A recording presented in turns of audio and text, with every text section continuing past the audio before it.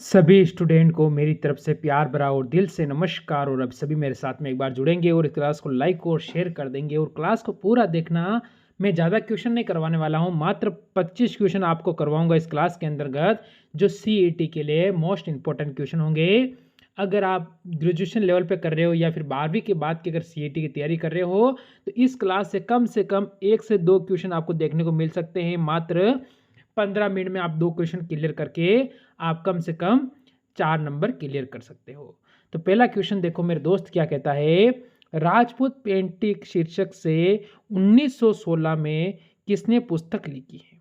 अब पुस्तक के बारे में आपसे पूछा है तो उन महापुरुष का नाम बताना है जो यहाँ पर क्या होने वाला है। दोस्त इंपॉर्टेंट क्वेश्चन है, लाइव सब्सक्राइबर शेयर करना आपको नहीं भूलना है। पहला क्वेश्चन देखो क्या कहता है, आनंद कुमार स्वामी, यानी बच्चे ऑप्शन नंबर जो डी देगा वो बिल्कुल सही है। मैं कहूँ कि अगले क्वेश्चन पे चले, जो आपको कहता है राजस्थानी चित्रकला का सबसे पहला वैज्ञानिक वर्गीकरण किसने प्रस्तुत किया था। यानी अब आपका उत्तर यहाँ से क्या होगा, इसका भी उत्तर आपको देना है। तो इसका भी किसने किया था, क्योंकि क्वेश्चन सारे आज मैं लाया हूँ, सारे क्वेश्चन एक ही टॉपिक से है, बार बार अलग टॉपिक से नहीं है, एक ही टॉपिक के सारे क्वेश्चन है चित्रकला से संबंधित, वही क्वेश्चन मैं करवाऊंगा। इसीलिए बोल रहा हूँ एक या दो क्वेश्चन आपको 100% देखने को यहाँ से मिलेंगे।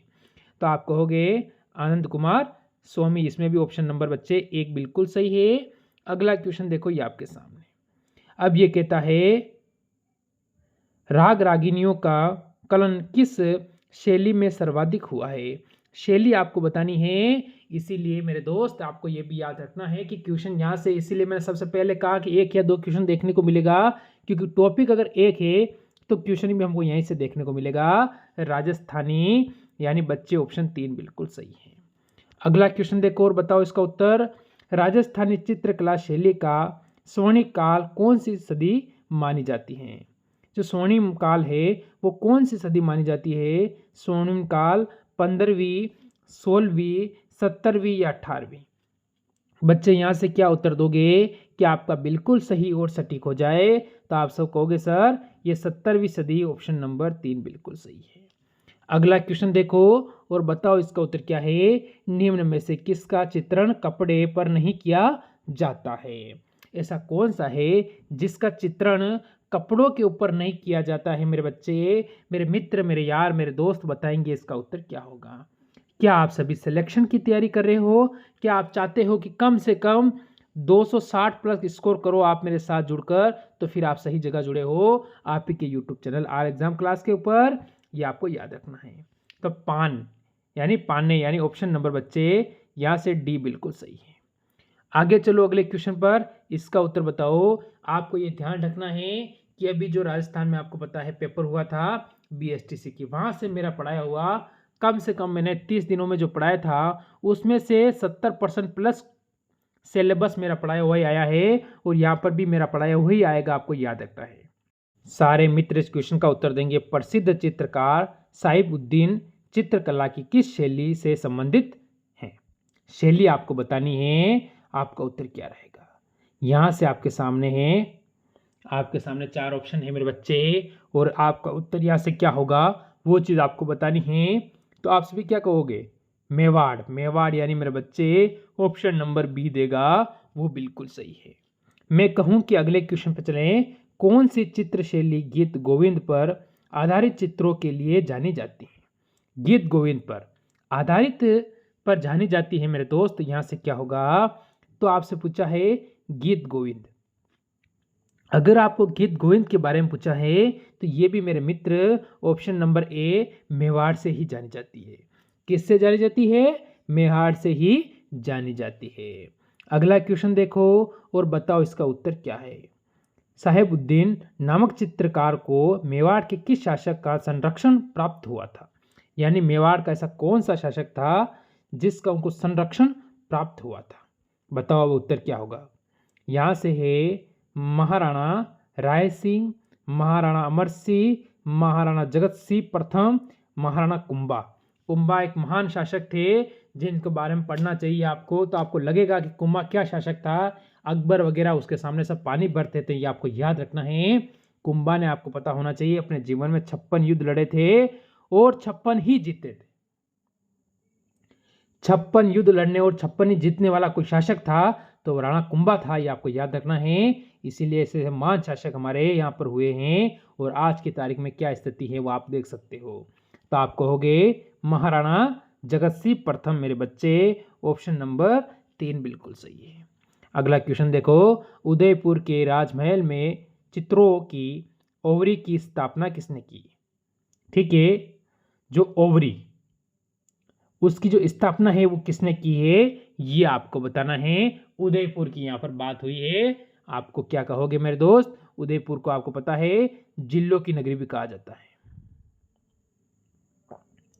जिलों की नगरी, ये भी आपको ध्यान रखना है। आप क्या कहोगे, महाराणा जगत सिंह यानी मेरे बच्चे, ऑप्शन नंबर यहाँ से 3 आप बिल्कुल सही कहोगे। बढ़ो अगले क्वेश्चन पर, इसका उत्तर दीजिए क्या है। रागमाला किस शैली का प्रसिद्ध चित्र है? रागमाला कौन सी शैली का प्रथम यानी प्रसिद्ध, क्या है प्रसिद्ध, प्रसिद्ध का मतलब होता है विख्यात, सब आने फैली हुई चीज होती है, या सभी जिसके बारे में जानते हैं उसे हम कहते हैं प्रसिद्ध। तो यहाँ से क्या कहेंगे, आप कहोगे मेरे दोस्त जैसे कि चावड़ है, नाथद्वारा है, देवगढ़ है, उदयपुर है। यहाँ से आप क्या कहोगे कि सर ऑप्शन नंबर 4 उदयपुर बिल्कुल सही हो जाएगा। बताओ अगले क्वेश्चन का उत्तर क्या है। चित्रकार यानी एक चित्रकार पे ही सारे क्वेश्चन आपके यहाँ से पूछे गए हैं आज के। निसारुद्दीन और साहिबुद्दीन किस चित्रकला शैली से संबंधित थे? यानी अब देखो साहिबुद्दीन के बारे में मैं आपको बता चुका हूं पहले ही, इसके बारे में 2 क्वेश्चन करवा चुका हूं, पर निसारुद्दीन आपसे पूछ लिया गया है। तब दोनों की बात अगर आती है तो आप कहोगे मेवाड़। क्या कहोगे, मेवाड़ मेरे दोस्त। जो बच्चा ऑप्शन 1 नंबर वाला देगा वो यहाँ पर बिल्कुल सही है। बताओ अगला क्वेश्चन क्या है, किस शैली में चमकीले पीले रंग और लाल रंग की प्रधानता देखी जाती है? बताओ मेरे दोस्त यहाँ से क्या होगी, कौन कौन सा रंग है? रंग आप यहाँ से कहोगे पीला रंग और लाल रंग की क्या है प्रधानता देखी जाती है। अब बताएंगे यहाँ से उत्तर क्या होगा। क्या कोई दोस्त दे रहा है उत्तर यहाँ से? अरे आप कहोगे सर मेवाड़ शैली। अरे जब बात मेवाड़ की ही चल रही है तो हम मेवाड़ पर ही जाएंगे, बाकी दूसरी जगह क्या करेंगे? बताओ हवेली चित्रकला नहीं होगी, यहाँ पर चित्रकला होगी, ठीक है। यहाँ थोड़ा टाइपिंग प्रॉब्लम है, चित्र कर दो आप।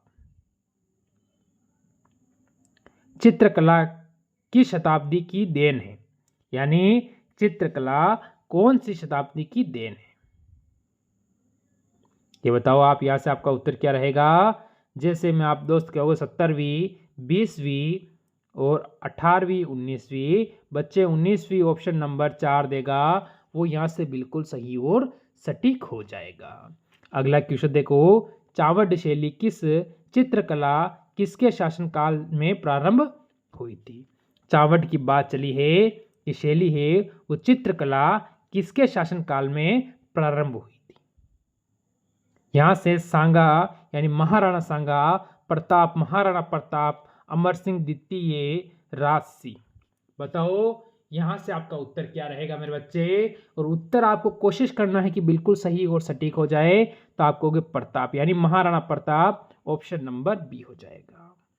अगला क्वेश्चन देखो क्या कहता है, महिला चित्रकारों ने कमला एवं इलायची के नाम से किस चित्रशैली से संबंधित है?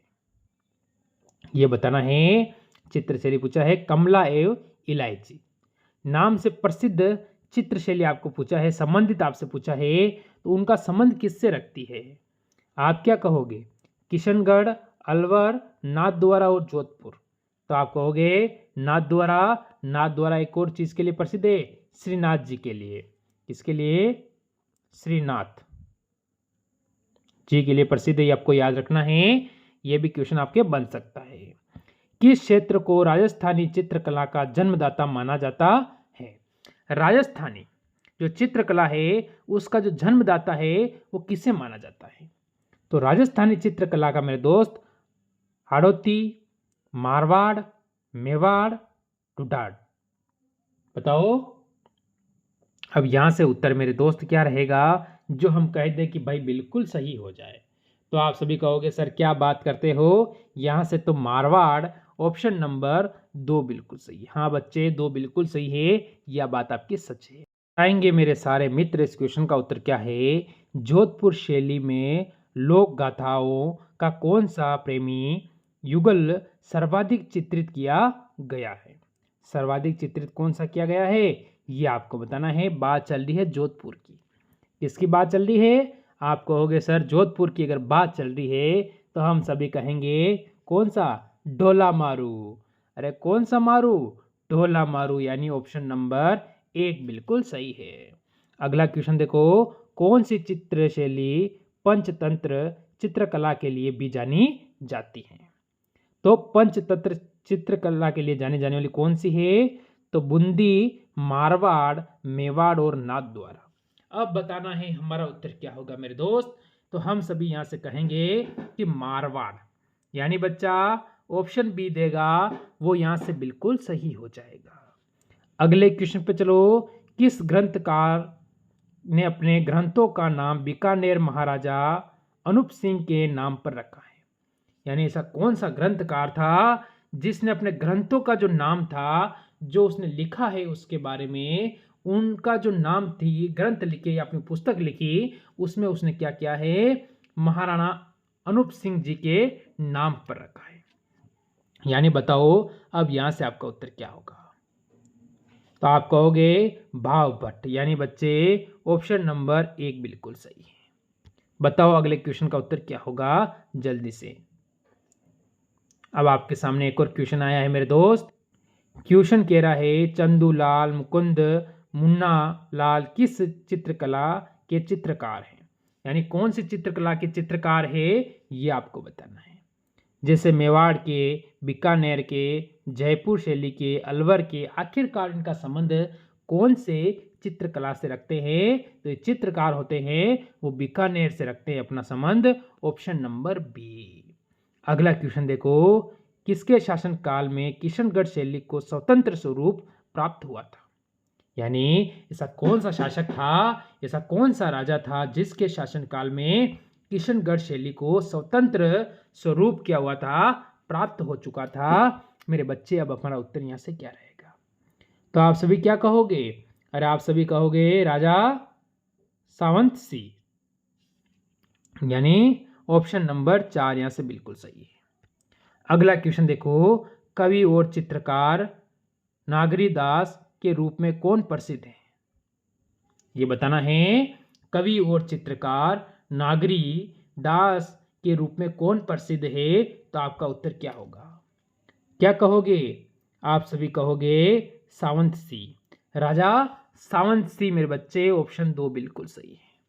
अगला क्वेश्चन और इसका उत्तर बताएंगे, बूंदी शैली, कोटा शैली, झालावाड़ शैली, उप शैली, राजस्थानी चित्रकला को किस श्रेणी में वर्गीकृत किया गया है।